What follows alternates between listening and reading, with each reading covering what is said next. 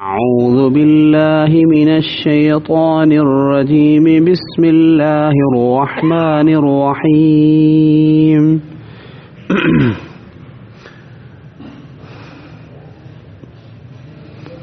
अफ़मन वअदनाहु वअदन हसनन फ़हुव लाक़ीहि कमन मत्तअनाहु मताअल हयातिद दुनिया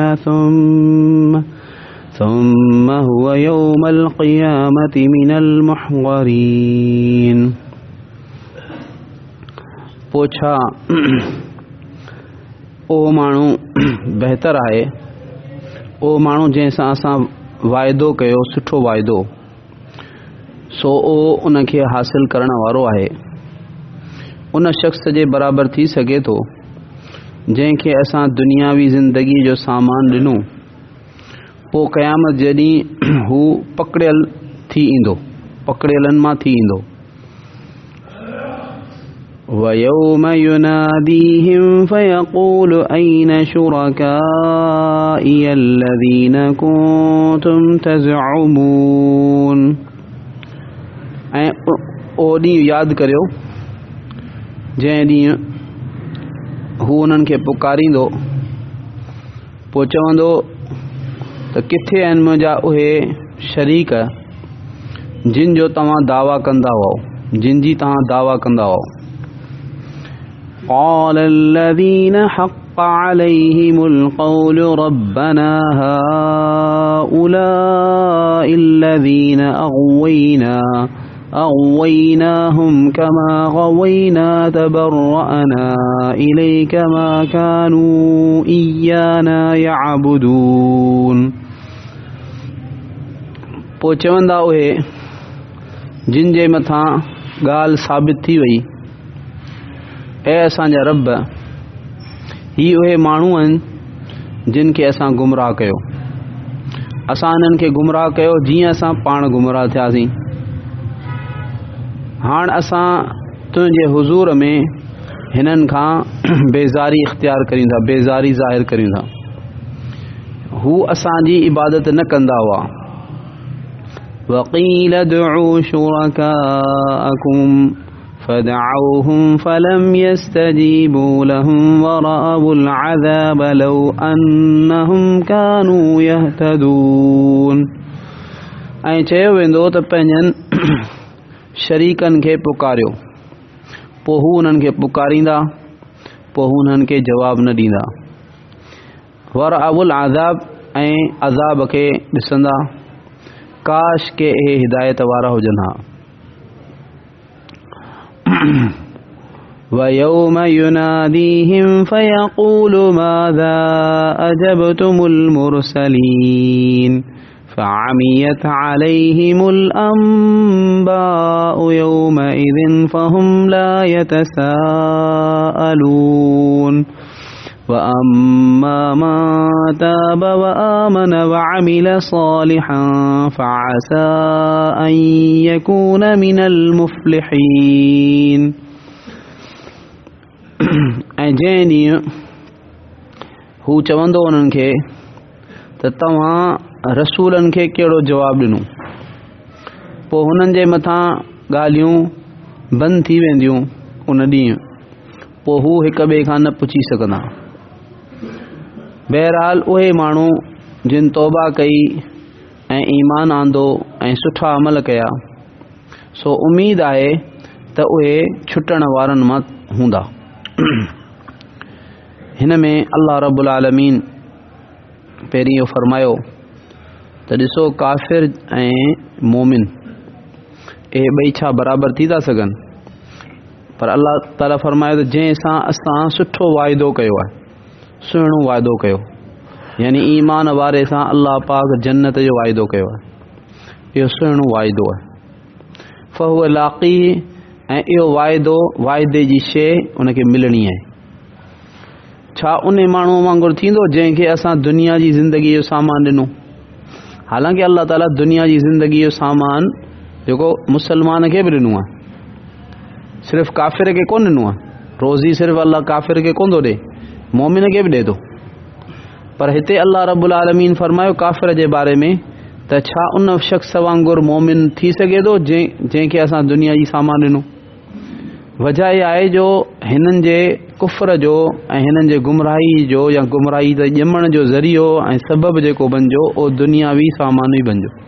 दुनिया जी मोहबत ई अक्सर जेका आहे उहा इंसान सम्झंदो पए केॾी महिल त ठीकु आहे हक़ ॻाल्हि हीअ आहे, पर जेकॾहिं आउं इन इरादो अपनायां त पोइ मुंहिंजी जेका दुनिया आहे उन ते जेको असर थो पए, दुनियावी इज़त ते असर थो पए या दुनियावी जेको माल मताव आहे उन ते असर थो पए। उन करे पोइ हू हक़ खे हक़ सम्झंदे बि कोन मञींदो आहे। त सबबु इन जो इहा दुनिया जी मोहबत हुई, दुनिया जो माल बणिजो। उन करे अलाह ताला हिते फरमायो असुल इन्हनि में फ़र्क़ जी जेका शइ आहे उहा हुनखे जन्नत जो त वाइदो ऐं जन्नत मिली, ऐं हीउ जेको क़यामत जहिड़ी गिरफ़्तार थी करे आयो। अलाह पनाह में रखे काफ़िर जेको आहे उहो गिरफ़्तार थी करे अल्लाह पाक जे हुज़ूर में हाज़िर थींदो। अॻियां अल्लाह ताला फरमाए जंहिं उन ॾींहं खे यादि करे जंहिं ॾींहुं अल्लाह ताला उन्हनि खे पुकारींदो, उन्हनि खे अल्लाह ताला सॾींदो काफ़िरनि खे। पोइ अल्लाह ताला फरमाईंदो त किथे आहिनि मुंहिंजा उहे शरीक जिन जे बारे में तव्हां दावो कंदा हुआ। यानी हिननि खे बुतनि जी इबादत कंदा हुआ, बुतनि खे शरीक कंदा हुआ, पर हिते मुराद आहिनि शैतान। छो त शैताननि जे वसविसो विझण जे करे, शैताननि जे गुमराह करण जे करे, शैताननि जो हुकुम मञण ते ई त हुननि बुतनि जी पूॼा कई। हुननि अल्लाह जे ग़ैर खे पूॼो, उनखे मुश्किल कुशा सम्झो, उनखे हाजत रवा सम्झो, उनखे वञी हथ ॿधी उनजे साम्हूं बीठा, उन खां वञी जेको पंहिंजूं मुरादूं घुरियूं अल्लाह जे ग़ैर खां, शैतान जे वसविसे जे करे, शैतान जे हुकुम मञण जे करे। त हिते मुराद शैतान आहिनि। पोइ उहे माण्हू उहे चवंदा जिन जे मथां अज़ाब जो कौल साबित थी चुको। अल्लाह ताला क़ुर पाक में कसम खणी फरमायो लअमलअन्न जहन्नम मिनल जिन्नति वन्नास अजमाइन। अल्लाह ताला क़ुर में कसम खणी फरमायो त आउं ज़रूर ज़रूर जहन्नम खे जिन्ननि सां ऐं इंसाननि सां भरींदुसि, यानी काफ़िरनि सां ऐं जेके शैतान आहिनि जिन्नात उन्हनि सां। त इहे जेके जिन्न हुआ उहे चवंदा त असां इन्हनि खे गुमराह कयो, उहे इक़रार कंदा, पर असां इन्हनि खे ईअं गुमराह कयो जीअं पाण असां गुमराह थियासीं। माना असां जेको इन्हनि खे गुमराह कयो उन गुमराह करण में असां वटि का अहिड़ी ताक़त कान हुई जंहिंजे साम्हूं ही मजबूर थी वञनि। असां हिननि खे गुमराहीअ ते मजबूर कोन कयो, असां हिननि जे साम्हूं गुमराही जी ॻाल्हि रखी सिर्फ़। कमा गवैना, जीअं असां ख़ुदि गुमराह थियासीं। शैतान चवंदा जीअं असां गुमराह थियासीं, माना असांखे गुमराह करण में कंहिं माण्हूअ असांजे कंहिं ताक़त असांजे मथां जेको जबर कोन कयो, असां पंहिंजे इख़्तियार सां गुमराह थियासीं। ही बि पंहिंजे इख़्तियार सां गुमराह थिया। अगरचे असां हिननि खे गुमराही जो सबबु बणियासीं, असां हिननि जे साम्हूं गुमराही जी ॻाल्हि रखी, पर हिननि जेका असांजी ॻाल्हि क़बूल कई उहा कीअं क़बूल कई, पंहिंजे इख़्तियार सां कई, असां कंहिंजे मथां जबर कोन कयो। हासिल ॻाल्हि इहो त असां मुजरिम आहियूं, पर ही बि जेके आहिनि बरी कोन्हनि। शैतान चवंदा त असां मुजरिम आहियूं, असां हिननि खे गुमराह कयो आहे, पर इन ॻाल्हि जे करे ही काफ़िर छुटी वञनि त असांखे रुॻो हिननि जेको शैताननि गुमराह कयो ऐं सॼो अज़ाब हिननि ते पवे न। बरी ही बि कोन्हनि, ही बि जेको बेगुनाह कोन्हनि, हिननि पंहिंजे इख़्तियार सां ई असांजी गुमराही जी दावत खे क़बूल कयो। उन करे ही बि मुजरिम आहिनि, जीअं असां मुजरिम आहियूं ईअं ही बि मुजरिम आहिनि। तबर्रअना इलैक, या अल्लाह हाणे तुंहिंजे हुज़ूर में असां हिननि खां बेज़ारी इख़्तियार करियूं था, दस्तबरदारी इख़्तियार करियूं था। अल्लाह पाक इहो हिननि खे इन करे ॾेखारींदो जो दुनिया में ही सम्झंदा हुआ त ही बुत या बुतनि जी इबादत ते उभारण वारा जेके आहिनि शैतान, इहे असांजी मदद कंदा क़यामत जे ॾींहुं। अल्लाह ताला हिननि खे ॾेखारींदो त ॾिसो मदद कोन कंदा, बल्कि तव्हांजे उबतो तव्हांजे ख़िलाफ़ गवाही ॾींदा ऐं तव्हां खां जेको सो बेज़ारी इख़्तियार कंदा। ऐं इहो बि चवंदा त या अल्लाह हीअ असांजी इबादत कोन कंदा हुआ, मां कानू इयाना याबुदून, असांजी इबादत कोन कंदा हुआ। वक़ील दो, यानी हिकिड़े पासे जेकॾहिं शैताननि जी दावत हुई त ॿिए पासे अंबिया अलैहिस्सलातु वस्सलाम जी बि त दावत हुई। उन्हनि वाज़े दलाइल साम्हूं रखी करे जेको दावत पेश कई। हाणे हिकिड़े पासे हिननि जे साम्हूं शैताननि जी दावत गुमराही जी, ॿिए पासे नबियनि सगोरनि जी दावत। हाणे हिननि खे घुर्जे वाद ही नबियनि सगोरनि जी दावत जेका आहे उहा क़बूल कंदा, शैताननि जी दावत खे ठुकराए छॾींदा। पर हिननि उबतो कमु कयो त हिननि नबियनि जी दावत खे ठुकराए छॾियो ऐं शैताननि जी जेका दावत आहे उनखे क़बूल कयो। पोइ ओॾी महिल हिननि खे चयो वेंदो अञा वधीक आजिज़ी ॾेखारण जे लाइ, वकील दुऊ, इन्हनि खे चयो वेंदो त तव्हां पंहिंजे शरीकनि खे सॼो। पोइ ई उन्हनि खे पुकारींदा मदद जे लाइ, हाणे असांजी मदद करियो। हू उन्हनि खे जवाब बि कोन ॾींदा, हुनजी ॻाल्हि जो जवाब ई फलम यस्तजीबू लहम, हुननि खे जवाब ई कोन ॾींदा। ऐं ही ॾिसंदा अज़ाब खे। अल्लाह ताला फरमाए काश के हिदायत वारा हुजनि। हा, एॾो वॾो यानी अज़ाब, एॾी वॾी नाकामी जो हमेशा हमेशा जे लाइ अल्लाह पनाह में रखे, जहन्नम, ऐं हमेशा हमेशा जे लाइ ज़िल्लत। काश के हिदायत वारा हुजनि। यौम युनादीहिम वयक़ूलु माज़ा अजबतुम, जंहिं ॾींहुं अल्लाह ताला हिननि खे पुकारींदो, अल्लाह ताला हिननि खे फरमाईंदो तव्हां रसूलनि खे कहिड़ो जवाबु ॾिनो। असां रसूल मोकिलिया हुआ, रसूल मोकिलिया, तव्हांखे रसूल मिलिया या रसूल कोन मिलिया, रसूलनि जा नाइब मिलिया। उलमाए किराम जेके आहिनि उहे रसूलनि जा नाइब आहिनि। उहे तव्हां ताईं रसूलनि जी दावत पहुती, बिल वास्ता पहुती या बिला वास्ता पहुती, कंहिं तरीक़े सां तव्हां ताईं रसूलनि जी दावत पहुती, तव्हां उनजो छा जेको उन ते अमल कयो या कोन कयो, उनजो छा जवाबु ॾिनो। फ़अमियत अलैहिमुल अंबा, ओॾी महिल उन जा मज़मून जेके आहिनि न, जेके उहे उन्हनि जे ज़हननि मां ग़ाइब थी वेंदा। फ़हुम ला यतसाअलून, ऐं हिक ॿिए खां पुछंदा बि कोन। एॾी हुननि जे मथां हैरत ऐं अहिड़ी हिननि जे मथां हसरत तारी थींदी जो कुझु कोन ॻाल्हाए सघंदा। हाणे हिकिड़े पासे इहे जेके अल्लाह पनाह में रखे नाकाम थियण वारा इंसान जेके आहिनि उन्हनि जो यानी नतीजो, अॻियां वरी अल्लाह ताला फरमाए थो ईमान वारा कामयाब। फ़अम्मा मन ताब, हा जेके जिन तौबा कई, यानी कुफ्र खां शिरक खां तौबा कई ऐं ईमान आंदो, यकीन कयनि ऐं सुठा अमल कयनि। सुठो अमल कंहिंखे चइबो आहे?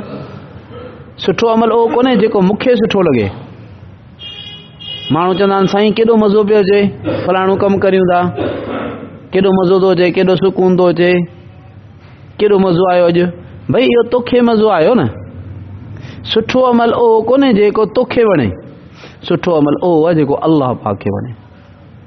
ऐं अल्लाह पाक खे उहो थो वणे अमल जेको अल्लाह जे हुक्मनि जे मुताबिक़ हुजे, रसूलुल्लाह सल्लल्लाहु अलैहि वसल्लम जे तरीक़े जे मुताबिक़। तोखे हुन में मज़ो अचे या न अचे, असुल मेयार मूंखे वणण जो कोन्हे, असुल मेयार आहे मुंहिंजे रब खे वणण जो। उहो क़यामत जे ॾींहुं त अल्लाह ताला उन जे मुताबिक़ फ़ैसिलो कंदो न जेको अल्लाह ताला खे वणियो बंदे जो अमल। बंदे खे भले पंहिंजो अमल केतिरो बि वणे, अल्लाह ताला चवंदो तोखे बि वणियो, तो त पंहिंजे नफ़्स जे लाइ बि कयो। बिदातूं जेके आहिनि, बिदातूं हदीस पाक में चए थो कि हिकिड़ो माण्हू हूंदो, ये बिदातूं इंसान खे एॾियूं महबूब थी वेंदियूं जहिड़ो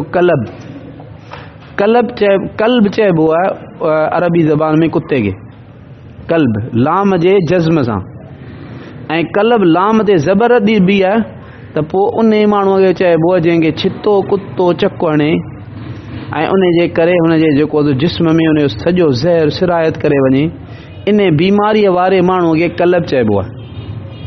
त यानी उन जे रत जे फुड़े फुड़े में इहा बीमारी सिरायत करे वेंदी आहे।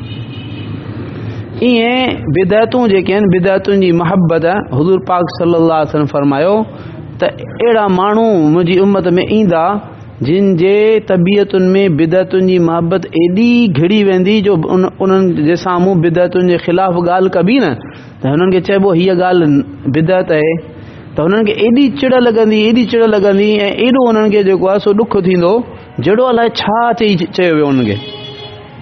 माना एॾी हुननि जे तबियतुनि में बिदअतुनि जी महबत अची वेंदी, जीअं छितो कुतो खे अल्लाह पनाह में रखे चक हणे ऐं पोइ हुनजो ज़हर हुनजे पूरे जिस्म में फैलिजी वञे त जिस्म जे रत जे यानी रेशे रेशे में, जिस्म जे रेशे रेशे में, रत जे फुड़े फुड़े में उनजो असरु पहुची थो वञे। ईअं हिन जो जेको बिदअत जो असरु आहे उहो इंसाननि जे अंदरि फिरी वेंदो। ऐं पोइ बिदअती माण्हू जेको कॾहिं बि उन शइ खां तौबा कोन कंदो, छो त जेका शइ हुनखे एॾी वणे थी, एॾी वॾी इबादत पियो हुनखे सम्झे, उन खां कीअं तौबा कंदो। हुनखे अल्लाह ताला फरमाए थो जिन तौबा कई, ईमान आंदो ऐं सुठा अमल कया। माना सुठा अमल उहे जेके अल्लाह पाक खे वणनि। अॻियां अल्लाह रब्बुल आलमीन फ़असा अन यकून मिनल मुफ़्लिहीन, सो उम्मीद आहे त ए छुटण वारनि में थींदा, छुटण वारनि में थींदा। हीअ अल्लाह पाक जो वाइदो शहनशाहाना, शहनशाह आहे अल्लाह ताला। हदीस पे अचे थो, पाण सल्लल्लाहु अलैहि वसल्लम फरमायो कंहिं बि इंसान खे शहनशाह न चओ। शहनशाह माना शाहनशाह, इहो असल में फारसीअ जो लफ़्ज़ आहे। शाह फारसीअ जो लफ़्ज़, शाह चइबो बादशाह खे। शहनशाह माना बादशाहनि जो बादशाह। बादशाहनि जो बादशाह जो अरबी तर्जुमो अहकमुल हाकिमीन, उहो अल्लाह पाक जो नालो आहे। इन करे शहनशाह कंहिं बि इंसान खे चवणु जाइज़ कोन्हे, कंहिं बि इंसान खे चवणु शहनशाह जाइज़ कोन्हे। जीअं अहकमुल हाकिमीन, हाकिमनि जो वॾो हाकिम केरु? अल्लाह पाक आहे, कंहिंखे चवणु जाइज़ कोन्हे। ही शहनशाह जो हिकिड़ो यानी उन ज़बान में उन शान सां हिकिड़ो वाइदो आहे। जेको बादशाह हूंदो आहे न, उहो ईअं सिधो वाइदो कोन कंदो त असां तोसां वाइदो था करियूं, तव्हांखे तोखे ॾींदासीं, ईअं। बल्कि उन वाइदे जो अंदाज़ हूंदो आहे त ही शर्तूं जे माण्हू पूरियूं कयूं त उम्मीद आहे त असां वटां हुनखे हीअ शइ मिले। माना उहो अंदाज़ अहिड़ो हूंदो आहे जो हुनजे वाइदे में बि पंहिंजी जेको आहे सो किबरियाई जो इज़हार हूंदो आहे। अल्लाह पाक जो ही शहनशाहाना वाइदो आहे, फ़असा अन यकून मिनल मुफ़्लिहीन, जेके माण्हू तौबा कनि, ईमान आणीनि, अमल साले कनि अल्लाह जे हुक्म जे मुताबिक़, हुज़ूर पाक सल्लल्लाहु अलैहि वसल्लम जे तरीक़े जे मुताबिक़, त पोइ उम्मीद थी कजे त ए माण्हू छुटण वारनि में थी वेंदा, यानी दुनिया ऐं आख़िरत में कामयाब थी वेंदा। उम्मीद थी कजे, इहो उम्मीद माना अल्लाह पाक जे तरफ़ां यकीन, अल्लाह जो वाइदो हुयो। अल्लाह रब्बुल आलमीन पाण सभिनी खे अल्लाहुम्मा जअलना मिनल मुफ़्लिहीन, अल्लाह ताला पाण सभिनी खे ॿिन्ही जान में कामयाबी अता फरमाए। या अरहमर राहिमीन, या अरहमर राहिमीन, या अरहमर राहिमीन, या ज़ल जलाली वल इकराम, या ज़ल जलाली वल इकराम, या ज़ल जलाली वल इकराम। अल्लाहुम्मा सल्लि अला सय्यिदिना मुहम्मद व अला आलि मुहम्मद कमा सल्लैता अला इब्राहीम व अला आलि इब्राहीम इन्नका हमीदुम मजीद। अल्लाहुम्मा बारिक अला मुहम्मद व अला आलि मुहम्मद कमा बारकता अला इब्राहीम व अला आलि इब्राहीम इन्नका हमीदुम मजीद। रब्बना ज़लमना अनफुसना व इन लम तग़फिर लना व तरहमना लनकूनन्ना मिनल खासिरीन। रब्बना आतिना फिद दुनिया हसना व फिल आखिरति हसना व क़िना अज़ाबन नार। रब्बना तक़ब्बल मिन्ना इन्नका अंतस समीउल अलीम व तुब अलैना इन्नका अंतत तव्वाबुर रहीम। व सल्लल्लाहु तआला अला हबीबिही मुहम्मद व अला आलिहि व अस्हाबिहि व बारिक वसल्लम। आमीन। सुब्हानल्लाह।